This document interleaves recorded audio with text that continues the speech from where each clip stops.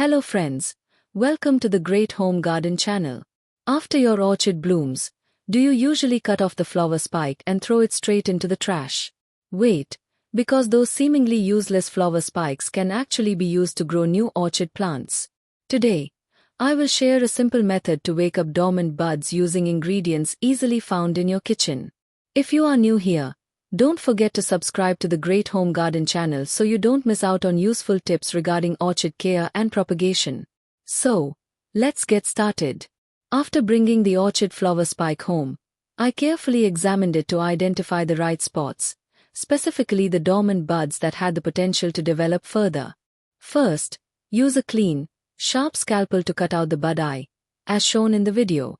Select only healthy bud eyes that are still green and show no signs of injury, rot, or fungal infection. Healthy bud eyes have a better chance of adapting and developing into new shoots. After separating the bud, gently peel away its outer protective layer to expose the dormant bud.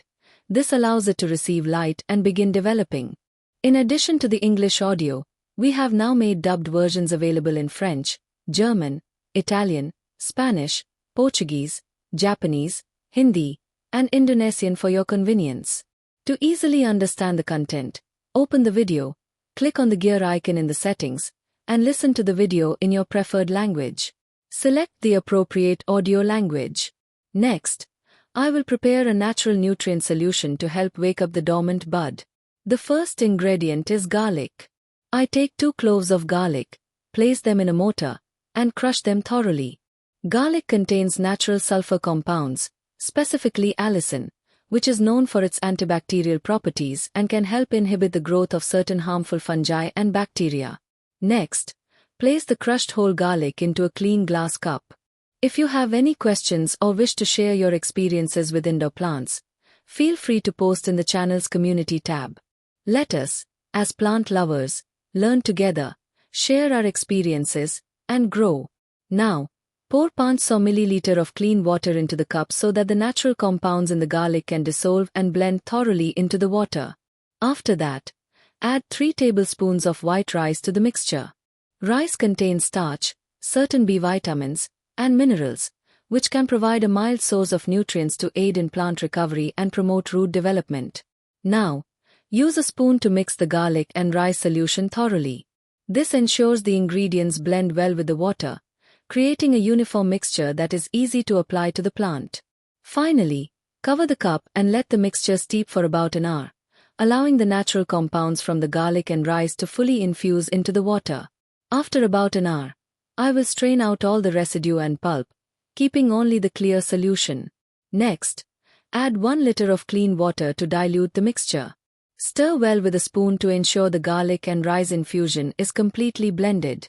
Then, pour the solution into a clean cup.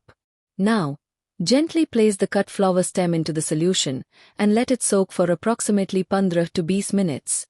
Soaking allows the cut end to come into contact with the solution. Additionally, it helps clean the cut area and can aid in creating favorable conditions for the development of new roots. I also use a soft cotton pad soaked in this solution to gently wipe both sides of the leaves of other plants in the garden, such as the peace lily. This removes dust and residue from the leaf surfaces. It also adds a touch of moisture to the leaves, keeping them clean and making them look their best. If this video has helped you better understand how to properly care for your plants, please don't forget to like the video and subscribe to the channel so you don't miss any future videos. If you are facing any issues while caring for your plants, feel free to share the details of your plant's condition in the comments so we can find the right solution together. Gently pour any remaining solution around the base of other plants, such as the Zamioculcas. The solution will gradually soak into the growing medium, allowing nutrients to come into contact with the root zone and facilitating their absorption. This helps create favorable conditions for the plant's recovery, root development, and the growth of new shoots. Meanwhile, I will prepare a suitable environment for the dormant bud to develop. I use a plastic bottle, as shown in the video. Make holes in the bottle using a heating tool, as demonstrated in the video. Create several ventilation holes around the bottle. This design allows for good air circulation, helps keep the internal environment ventilated, and prevents excessive moisture buildup. Next, Use scissors to cut the bottle as shown in the video, creating a small, cup-like container that provides a suitable environment for the dormant bud. If you have any questions or wish to share your experiences with indoor plants, feel free to leave a comment. You can also post in the channel's community tab. As plant lovers, let's learn together, share our experiences, and grow every day. Now, place a thin layer of moss at the bottom of the cup. Moss has excellent moisture retention capabilities. It helps maintain the necessary humidity for the bud while ensuring adequate ventilation. Finally, lightly mist the moss with water to retain moisture. However, do not make the moss overly wet at this stage. Now, I remove the dormant bud from the garlic and rye solution. Then, I gently pat it dry. Thorough drying removes excess moisture from the plant tissues, which helps reduce the risk of fungal infection and creates a more stable condition for the bud before proceeding to the next treatment step.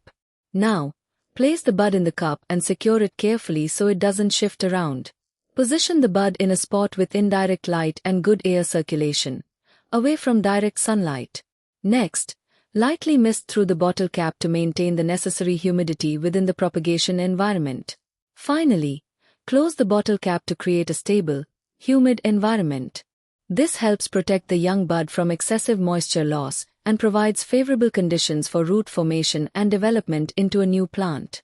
Every 3 to 5 days, or whenever the moss begins to dry out, lightly mist through the cap as shown in the video. This helps maintain a stable humidity level around the plant. It also prevents the bud from losing too much moisture and ensures conditions remain favorable for the formation and growth of new roots. After about 2 months of consistent care, I am ready to see the results today. I gently remove the bud from the container and am amazed to see that a new orchid plant has started to grow. Young, green, and healthy leaves are developing day by day, while healthy new white roots are also gradually forming. This indicates that the dormant bud has become active and the plant's growth process is progressing well.